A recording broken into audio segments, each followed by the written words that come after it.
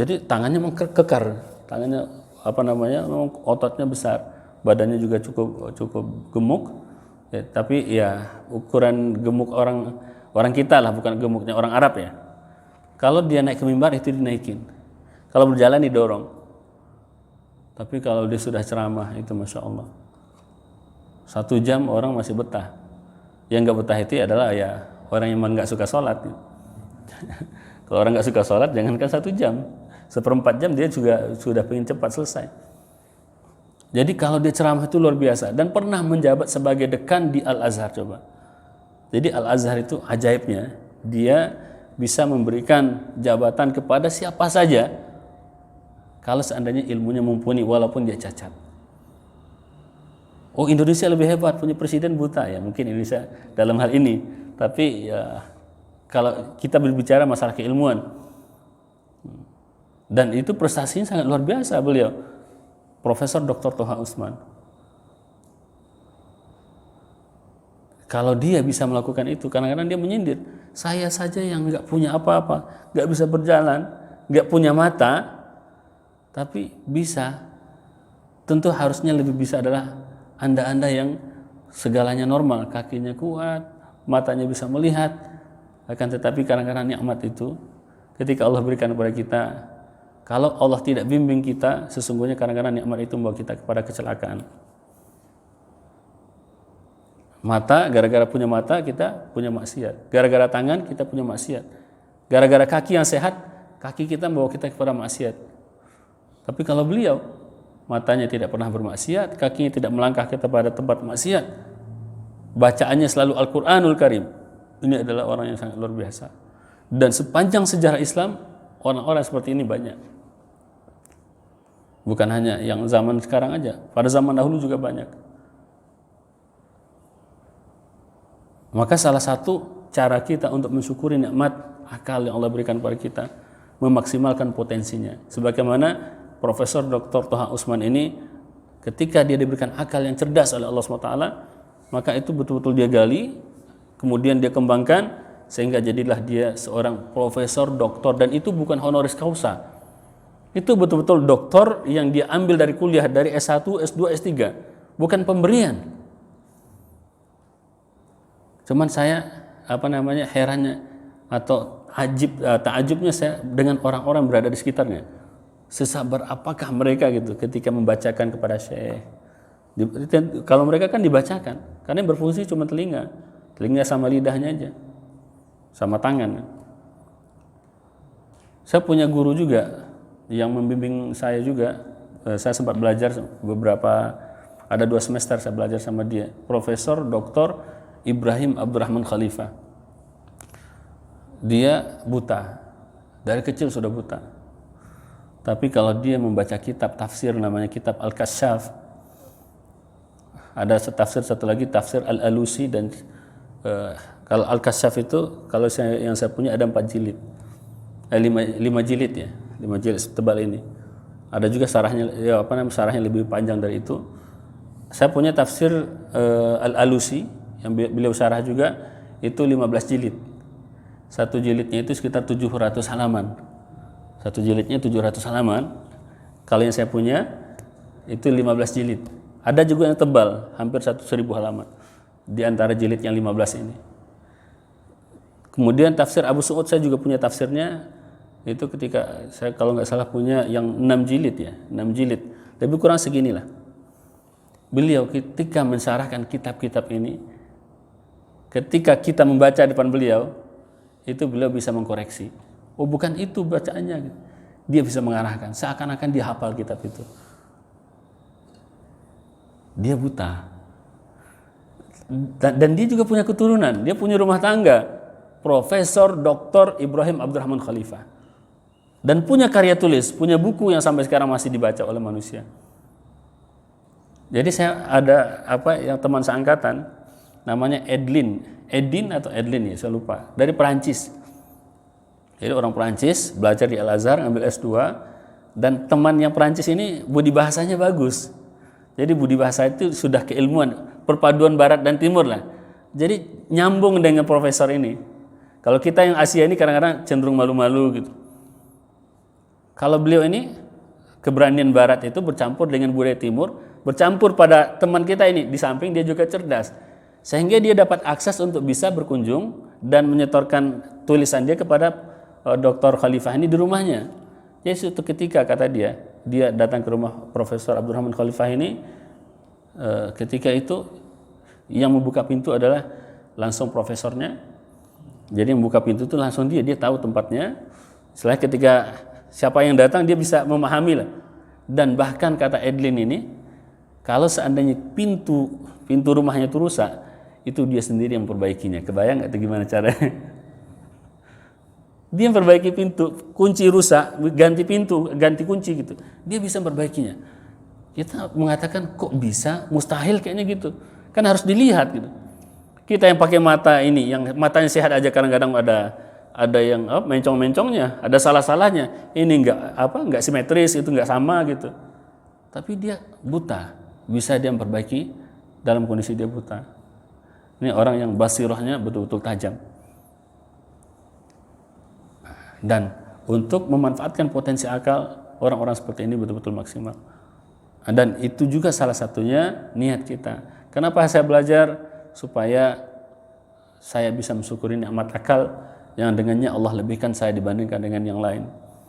Maka kalau dalam hal ini nggak ada bedanya, baik dia adalah anak kecil ataupun dia adalah orang dewasa ataupun bahkan orang tua sekalipun, semuanya diberikan akal oleh Allah SWT. Dan bersyukur terhadap nikmat akal adalah memanfaatkan akal ini untuk mencari ilmu-ilmu yang telah diturunkan oleh Allah Subhanahu wa taala. Wasihatil badani, dan juga untuk mensyukuri nikmat kesehatan badan. Kalau badan lagi sehat, maka kita belajar, maka itu salah satunya adalah cara bagi kita untuk menikmati atau untuk mensyukuri nikmat badan yang sehat. Badan sehat, kemudian otak nggak diisi gitu. Badan sehat tapi tujuannya hanya untuk tidur aja, ngapain juga ya? Badan udah sehat tapi tujuannya hanya untuk tidur, apa gunanya badan sehat kalau gitu? Mendingan sakit aja, bertidurnya jelas gitu. Badan sehat tapi tujuannya dari pagi sampai sore tidur aja. Maka salah satu cara mensyukurinya adalah datangi tempat-tempat belajar. Walayan wibihi iqbalan nas wa ilaihi walastijlaba hitamud dunya wal karamah inda sultan. Dan ini yang diwanti-wanti oleh al-imam, janganlah dengan ilmu itu dia berniat agar dia populer di tengah masyarakat, untuk mencari perhatian orang, apalagi di zaman sekarang supaya viral kemana-mana. Nah, tujuannya untuk populer. Dan juga istijlaba khutamid dunya, untuk mendapatkan puing-puing dunia. Karena apapun yang kita dapatkan sesungguhnya nanti akan jadi puing. Rumah yang megah, kalau seandainya rumah itu setahun aja nggak ditempati, nggak dibersihkan, tahun besoknya kita kayak harus membersihkan rumah baru. Sudah banyak harus diperbaiki, rayak sudah makan segala macamnya. Nah, kenapa? Karena memang itulah sifat dunia, hutom. Dia hanyalah puing-puing, ibaratnya hasil bakaran. Itu hutom, itu hasil bakaran. Kalau kita membakar kayu, maka jadilah dia jadi kayu yang sudah hangus. Itulah gambaran tentang dunia. Dan memang itulah dunia. Maka ketika kita belajar, jangan kita mau ilmu yang kita pelajari hanya sekedar pengganti untuk hutom tadi. Sangat rugi kita. Wal karamah inda sultan, dan juga kemuliaan dan kedudukan di sisi pemimpin. Itu juga tidak boleh menjadi sasaran kita. Kalau seandainya dia hormati, alhamdulillah. Kalau tidak dia hormati, tidak dia berikan penghargaan, dia juga tidak masalah karena bukan dia tujuan kita. Maka banyak orang yang kecewa ketika niat dia sudah salah. Niat dia adalah untuk mendapatkan jabatan, akhirnya tidak dapat jabatan. Dan itu pengalaman juga. Ada seorang teman yang dulu menasihati saya, ini kalau kita masuk dalam jurusan ini, maka nanti ketika pulang ke Indonesia bisa punya akses langsung ke kampus-kampus. Misalkan pulang langsung bisa jadi dosen. Kalau jurusannya tafsir, maka peluangnya segini. Kalau jurusannya syariah, maka peluangnya sekian. Dan banyak itu yang tertipu oleh angan-angan seperti itu. Ini dalam urusan ilmu agama dulu ya. Karena itu saya mendapatkan langsung dari teman-teman saya, senior-senior saya, kalau kamu ambil jurusan ini nanti susah dapat kerja.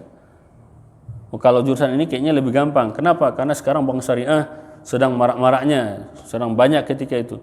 Kemudian setelah itu masalah peluang untuk dikerja di kehakiman sebagai hakim agama juga besar. Maka ada yang mengatakan kamu ambil syariah saja, kamu ambil yang fikih saja, nanti akan banyak peluang kerjanya gitu. Tapi ada sebagian kawan yang awalnya niatnya ingin menjadi dosen supaya bisa menjadi dosen tafsir, ambillah jurusan tafsir, ambil jurusan hadis. Tapi ketika dia sudah selesai kuliahnya di Indonesia, peluang untuk menjadi dosen hadis sudah tidak terbuka lagi, sudah penuh, formasi dosennya sudah penuh.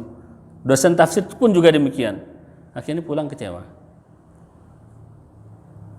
Akhirnya ada yang mengatakan, saya nyesal saya ngambil jurusan ini, padahal sudah berapa tahun dihabiskan di situ.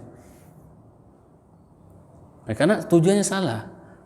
Tapi kalau tujuannya adalah karena Allah, apapun yang terjadi, dia mau dijadikan sebagai dosen ataupun tidak sebagai dosen, kalau Allah yang dia cari, maka dia akan mendapatkan segalanya. Ya, kayak Ustadz Abdul Somad saja sudah jadi dosen malah ditinggalkan kedosenannya. Jadi kita serahkan kepada Allah Subhanahu wa taala. Qala Muhammad ibn al-Hasan rahimahullahu taala, Muhammad bin Hasan salah seorang murid daripada Al-Imam Abu Hanifah, sebagaimana pernah kita sampaikan, Al-Imam Az-Zarnuji ini adalah seorang ulama dari kalangan mazhab Hanafi. Maka rujukan dia Abu Hanifah Muhammad bin Hasan ya, diantaranya. Muhammad bin Hasan rahimahullah mengatakan, "Lau kana an-nasu kulluhum abidi la'ataqtuhum wa tabarra'tu an wala'ihim wa man wajata lazzatal ilmi wal amala bihi falamma yarghabu fima 'indan nas." Muhammad bin Hasan ini mengatakan, kalaulah seandainya semua manusia, ini dia gambarkan, seandainya semua manusia tanpa kecuali mereka itu menjadi budakku, berarti dia pemilik manusia semuanya, seakan-akan seperti itu. Kalaulah itu yang terjadi, kata dia, maka aku akan berlepas diri pada mereka semua, aku akan merdekakan mereka semua. Kenapa? Karena lazzatul ilmi dan beramal dengan ilmu itu lebih dia nikmati dibandingkan dengan memiliki segala yang ada di dunia ini. Jadi kalau seandainya semua orang berkhidmat kepada dia, nggak nikmat ternyata bagi dia. Yang nikmat itu di dalam pikiran dia adalah ketika dia berkhidmat kepada ilmu, ketika dia mengamalkan ilmu, ketika dia menyelesaikan permasalahan dalam ilmu, itu lebih dia nikmati dibandingkan dengan berkhidmat kepada, atau dibandingkan dengan khidmat orang kepada dia. Jadi orang yang kalau sudah merasakan nikmatnya ilmu, maka dia tidak akan punya selera lagi untuk mendapatkan apa yang ada pada manusia. Ansadana Asy-Syekhul Imamul Ajallul Ustadzul Qawamuddin Hammad ibnu Ibrahim ibnu Ismail As-Saffari Al-Ansari imla'an li Abi Hanifah rahimahullahu taala syi'ran. Jadi salah seorang guru kami yang namanya Hammad bin Ibrahim, gelarnya Qawamuddin. Dia mengatakan salah satu bait yang diimlakan oleh Al-Imam Abu Hanifah atau yang dituliskan oleh Al-Imam Abu Hanifah, di situ disebutkan bahwa Al-Imam mengatakan, man talabal ilma lil ma'adi faza bifadli minar rasyadi fayal khusrani talibihi linaili fadli minal ibadi. Barang siapa yang mencari ilmu adalah untuk kehidupan al-ma'ad, artinya kehidupan akhirat, maka faza bifadli minar rasyadi, maka dia mendapatkan karunia ar-rasyad, karunia petunjuk yang benar. Fayal khusrani talibihi, aduhai alangkah ruginya orang-orang yang mencari ilmu, linaili fadli minal ibadi, untuk mendapatkan limpahan-limpahan daripada manusia. Artinya orang ini sudah melimpah, kasih dikit. Orang ini kasih, kan nggak mungkin juga semua dikasih sama dia kan capek dia nyarinya. Ya paling dia kasih kalau melimpah baru dikasih dikit kan.